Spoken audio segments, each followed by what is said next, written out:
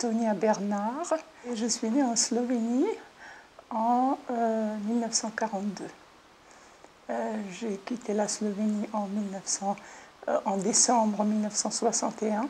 Mes parents étaient fermiers, paysans dans la montagne. Enfin, on a une ferme toute seule au milieu des forêts. En Yougoslavie, le problème, c'était un petit peu que je pense que surtout au début, on n'a pas fait de kolkhoz ou des choses comme ça, comme en Union soviétique, mais on voulait que les paysans, c'est des gens indépendants, disparaissent d'eux-mêmes. Et donc, il y a des gens qui ont rendu leur ferme pour avoir la sécurité sociale, les allocations familiales, etc. Nous, on n'avait rien. Mais rien du tout, c'est-à-dire que, par exemple, on faisait de la prévention à l'école, on nous regardait les dents, on disait, toi, tu as besoin d'aller chez le dentiste. Nous, on ne pouvait pas y aller parce que ça coûtait très cher. Bon, des choses comme ça. Je me souviens quand j'étais au lycée, j'avais un Panari, j'ai souffert pendant 2 nuits le martyre, et puis je suis allée à l'hôpital pour qu'on me retire tout ça et qu'on me désinfecte. Ça m'a coûté, je ne sais pas, 3 ou 4 mois d'économie que je gagnais en donnant des cours particuliers, etc. Moi, j'aimais bien l'école. Mais bon, on nous apprenait aussi, par exemple, on nous a dit que Dieu n'existait pas, qu'on devait apprendre ça à nos parents. Alors moi, j'arrive à la maison toute joyeuse, en disant à mes parents, Dieu, ça n'existe pas, vous êtes de vieux jeux, etc. Bon, j'ai reçu une gifle. Alors, ce qui était gênant pour les disciplines mathématiques, enfin, comme ça, il n'y avait pas de problème. Mais pour, par exemple, en la dernière année, on devait avoir une sorte de cours de philosophie, c'était du marxisme évidemment. Et alors là, on apprenait par cœur. Parce que notre professeur pensait que de toute façon, on n'était pas capable de comprendre. Et on faisait des dissertations, des choses là-dessus, comme si on y croyait. Et au bac aussi, il fallait faire quelque chose comme ça. Donc, on s'est un peu habitué à ce double discours. L'un, c'est la vie, et l'autre, c'est ce qu'il faut mettre dans les devoirs, dans le papier. Mais on voyait tous très bien qu'il y avait de grands discours, et puis dans la réalité, c'était autre chose.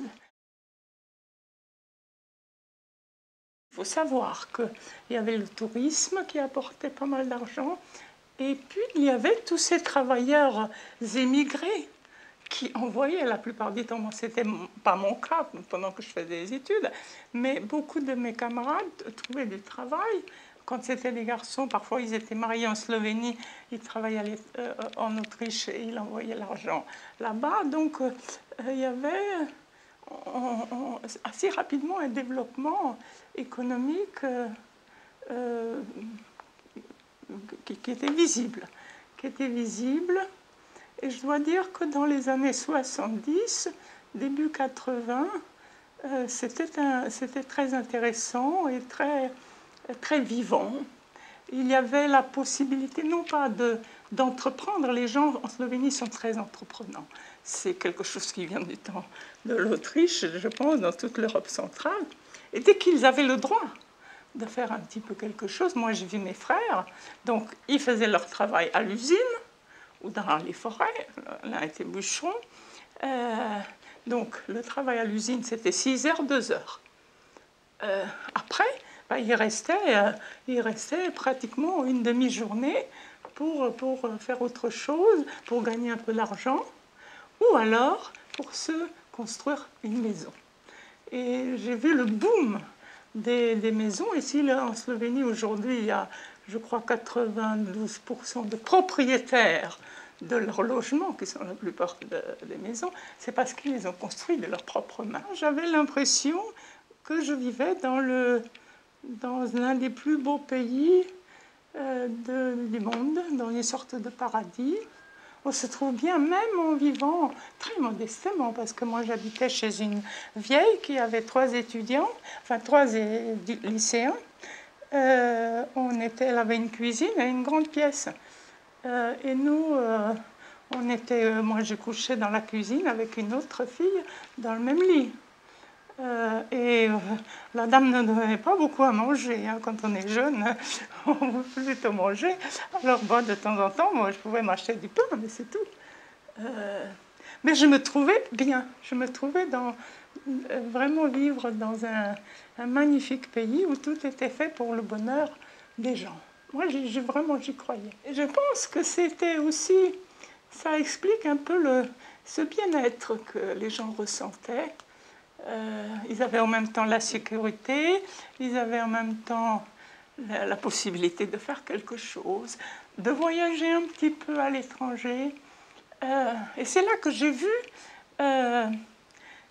par exemple, chez mes parents, apparaître la photo de Tito, en grand uniforme, vous savez, tout blanc, qu'ils avaient accroché dans la cuisine à côté du Christ.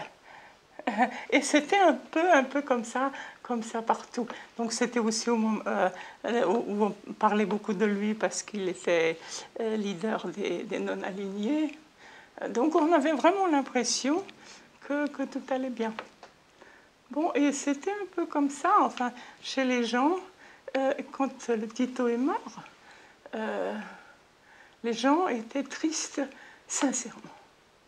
Sincèrement, et puis bon, ça c'est ma réflexion personnelle, un dictateur, parce que c'était quand même un dictateur, hein, j'avais des amis qui étaient, j'ai une amie qui est médecin, qui était médecin, et son mari a été emprisonné, c'était en 1976, parce qu'il a osé, dans une soirée privée, critiquer Tito.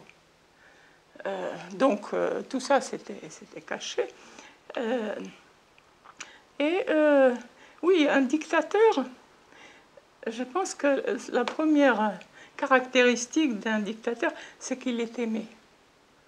Staline était aimé, Tito était aimé par les peuples de Yougoslavie.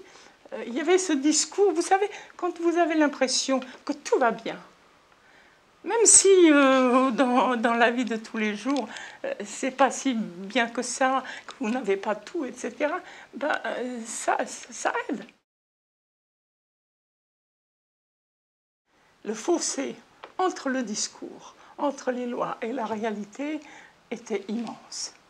Hein, parce que cette autogestion, c'était quelque chose de formidable. Mais ça n'a jamais vraiment marché dans la réalité. Et donc, on ne pouvait pas construire quelque chose de vrai là-dessus. Tout était faux. Et d'ailleurs, ça s'est écroulé. J'ai toujours été étonnée par